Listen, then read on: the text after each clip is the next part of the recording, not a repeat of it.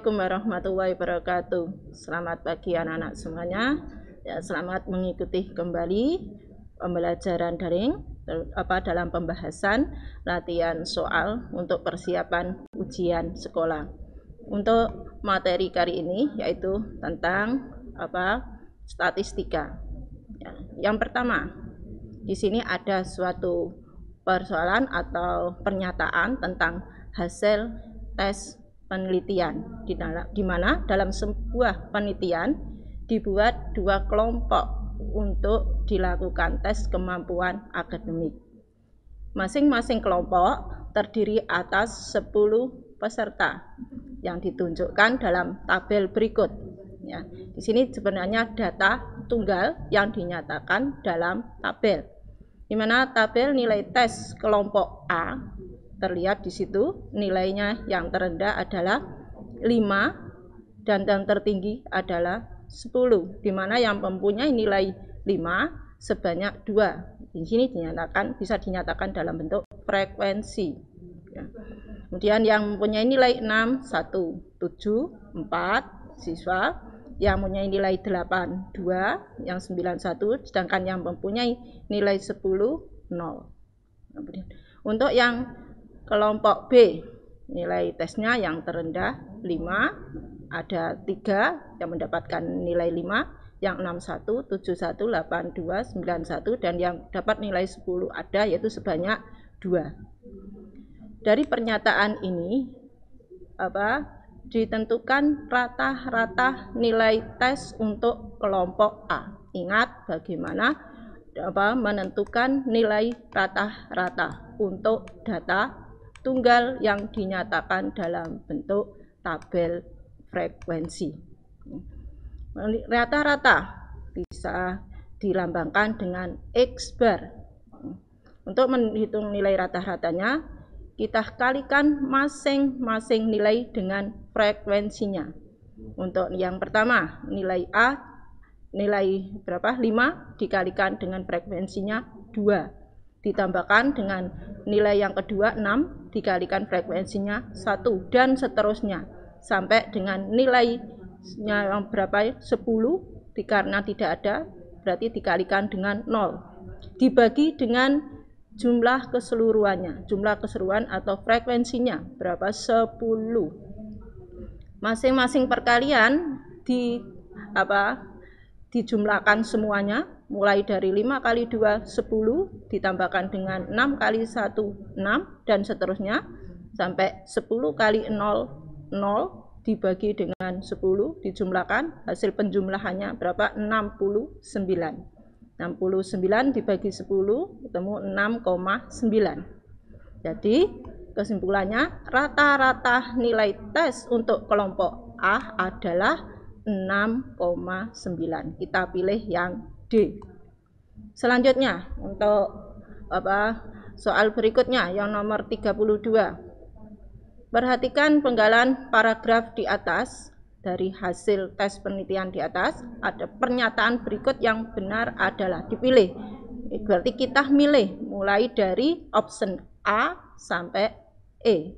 Nah, untuk model soal seperti ini mensiasatinya kita harus membuktikan satu persatu kebenarannya dari pernyataan A sampai E. Untuk mempercepat kita lihat dulu, kita baca yang A itu menghitung apa, yang B menghitung apa, C bagaimana. Kita lihat yang paling mudah dulu. Yang paling mudah di sini kalau dilihat, ingat ada jangkauan data. Jangkauan data berarti antara C dan D. Kita pilih dulu misalnya yang C. Jangkauan itu adalah nilai data terbesar dikurangi dengan nilai data terkecil. Ya. Kita lihat untuk pernyataan di atas. Untuk yang B, nilai data terbesarnya berapa? 10, data terkecilnya atau nilai terkecilnya 5. 10 dikurangi 5 berapa? 5. Di situ yang C kalau jangkauan data kelompok B 4,25, berarti bukan, jawabannya bukan C.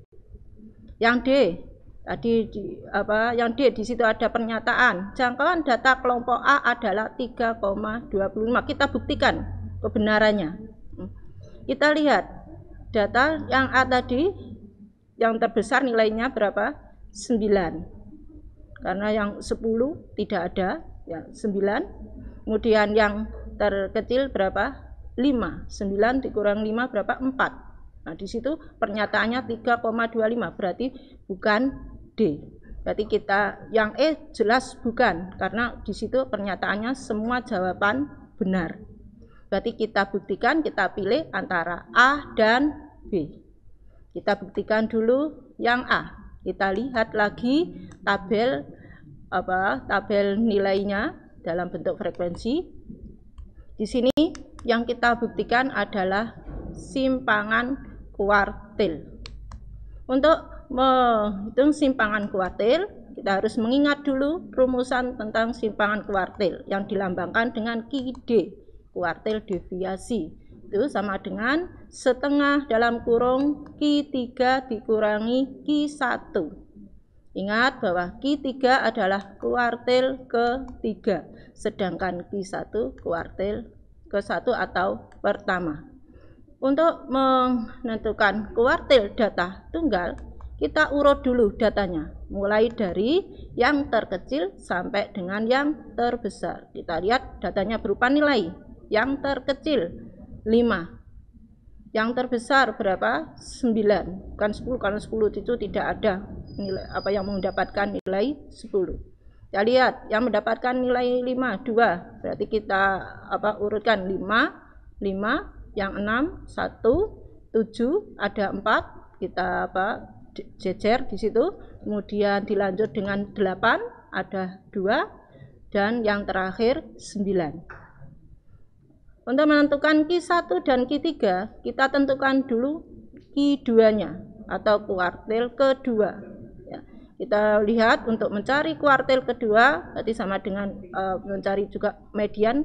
Kita lihat yang berada di tengah-tengah. Di sini datanya ganjil atau genap. 1, 2, 3 kita hitung. 1, 2, 3, 4, 5, 6, 7, 8, 9, 10. Genap. Kalau genap berarti di situ tengah-tengahnya ada 2 nilai, yaitu berada di mana? Berada di antara data ke-5 dan ke-6. Data ke-5 dan ke-6 ada angka berapa? 7. Dan angka 6 7 juga. Kita jumlahkan 7 tambah 7 dibagi 2 sama dengan 7. Baru kita cari Q1-nya. Q1-nya kita lihat yang berada di tengah-tengah. Tengah-tengah di sini ada kirinya Q2 itu ada garis yang merah, yang kita tandai merah itu ada berapa angka? 5. Berarti tengah-tengahnya berada di urutan ketiga. Nah, di urutan ketiga dilihat ada angka berapa? 6. Nah, 6 ini sebagai Q1-nya. Sedangkan untuk mencari Q3 berarti kita lihat dari kanan banyaknya angka yang berada di kanan garis merah yang tengah itu atau Q2.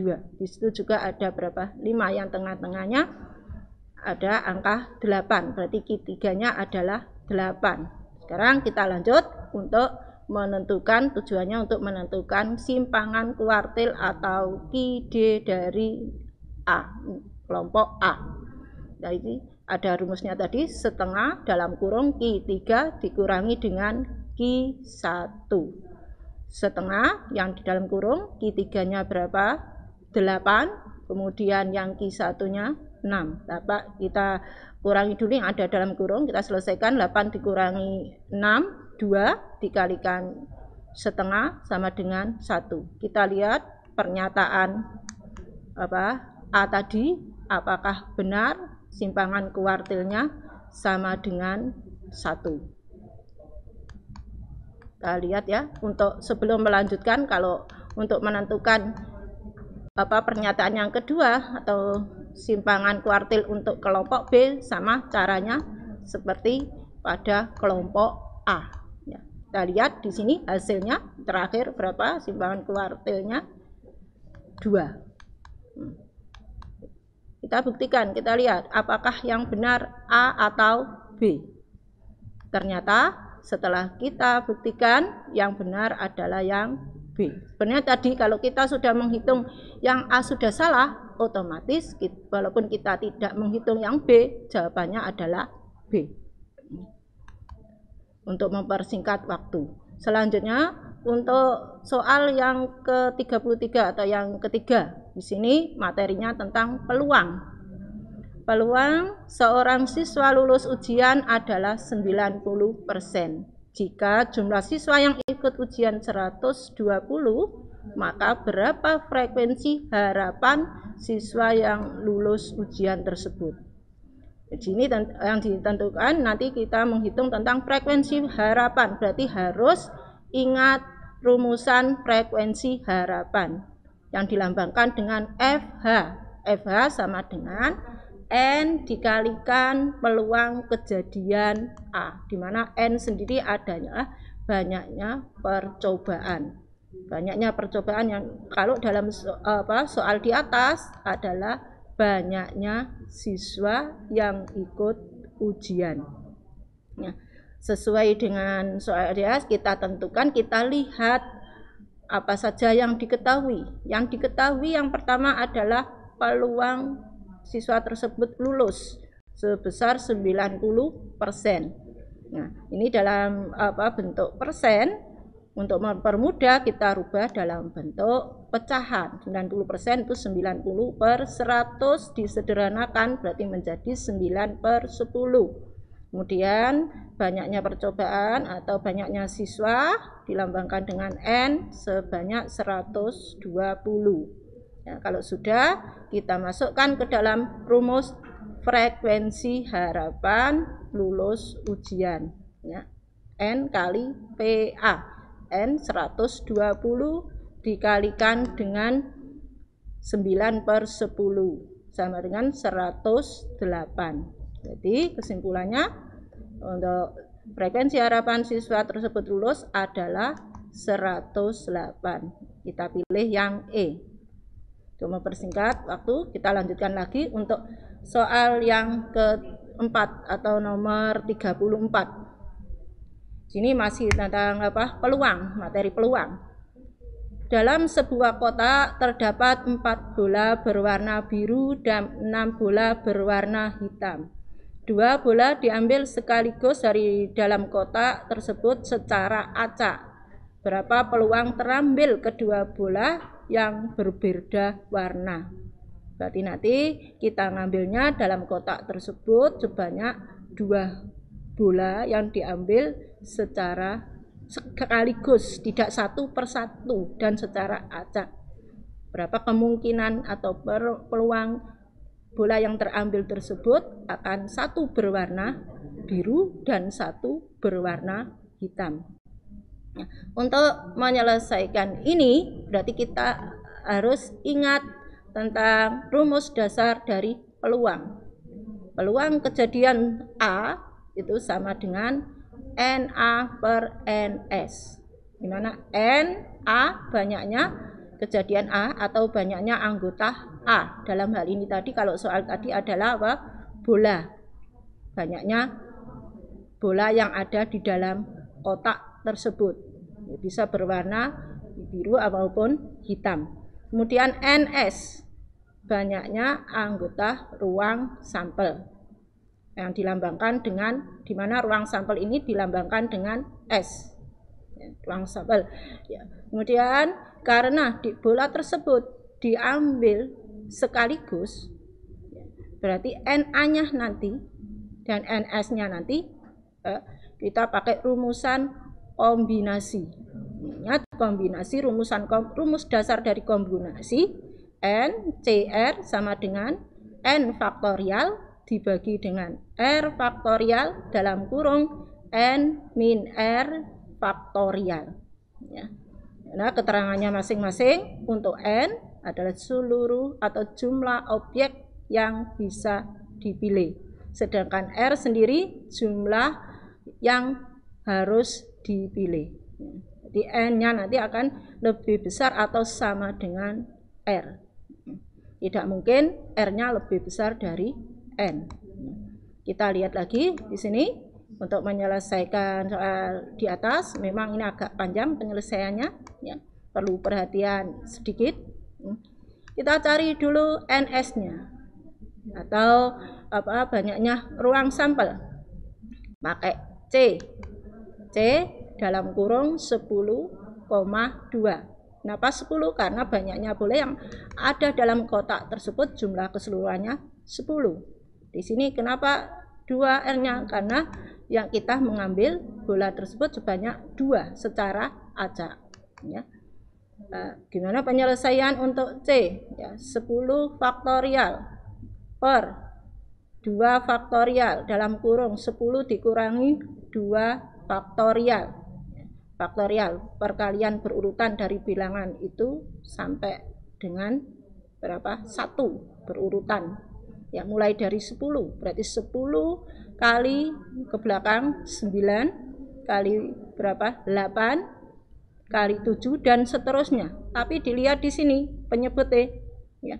Penyebutnya di situ yang pertama 2 faktorial, 10 dikurangi 2 8 faktorial. Ada angka terbesarnya 8 faktorial. Berarti perkaliannya yang atas berhenti di angka 8 faktorial, tidak usah dilanjutkan sampai dengan angka 1 untuk mempersingkat waktu ya.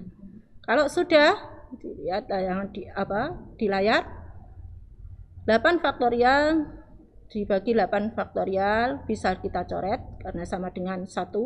Kemudian di situ ada angka 10 bisa kita coret dengan 2 faktorial karena 2 faktorial itu nilainya sama dengan 2. Berarti sisa perkaliannya adalah 5 kali 9. 5 kali 9 berapa? 45. Ini NS-nya ya. Sekarang kita lanjut dengan NA-nya. NA-nya karena ada 2 bola yang berbeda warna, maka di sini ada 2 kombinasi. Kombinasi pertama untuk bola yang berwarna biru, banyaknya bola yang berwarna biru dan yang kemungkinan terambil 1. Kemudian yang kedua 6 bola yang berwarna hitam dan kemungkinan yang terambil 1. Cara menyelesaikan kombinasi sama dengan yang di atas. Kalau N-nya 4 berarti diawali dengan 4 faktorial dibagi dengan R-nya berapa? 1, berarti 1 faktorial dalam kurung 4 dikurangi 1 faktorial ya. Kemudian dikalikan untuk yang bola hitam atau C6,1 6 faktorial per 1 faktorial dalam kurung 6 dikurangi 1 faktorial. Penyelesaiannya sama ya. 4 faktorial berarti 4 kali 3 kali 2 kali 1 ya, kita berhenti di angka berapa? 3 saja, 3 faktorial karena di situ penyebutnya ada 4 dikurangi 1 3 faktorial. Tetap 3 faktorial, gak usah uraikan ya. Kemudian yang perkalian kanannya 6 faktorial kali 5 faktorial saja karena penyebutnya ada 6 dikurangi 1 5 faktorial. Yang sama antara pembilang dan penyebut bisa kita coret masing-masing. Yang perkalian yang kiri 3 faktorial dibagi 3 faktorial dicoret, yang kanan 5 faktorial dibagi 5 faktorial dicoret, berarti yang tersisa adalah 4 kali 6 kemudian dibagi dengan 1 faktorial itu ya 1 ya, 1 kali 1 1. Jadi untuk NA-nya adalah 4 kali 6 atau sama dengan berapa? 24 ya. Kita lanjut untuk tujuan utamanya yaitu menentukan nilai peluang. Berarti kita masukkan ke dalam rumus peluang tadi, PA sama dengan NA per NS. NA-nya 24, NS-nya 45. Kita sederhanakan masing-masing dibagi dengan angka 3. 24 dibagi 3 8.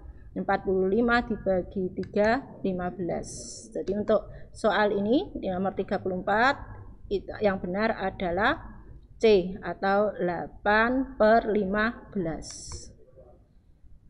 Yang terakhir soal yang ke-35. Sini baru ada diagram lingkaran ya. Di mana lingkaran di sini terdiri dari 4 bagian di pernyataannya kita baca.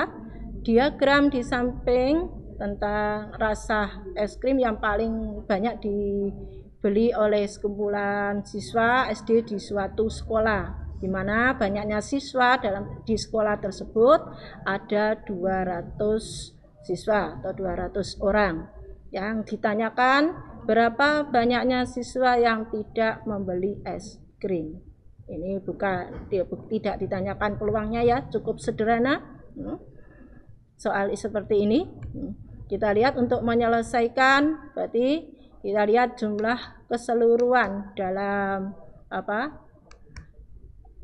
diagram tersebut yang menyukai es krim berapa dijumlahkan ya, 32 ditambahkan 40 ditambah 24 ditambah 64 sebanyak 160, sedangkan banyak siswanya berapa?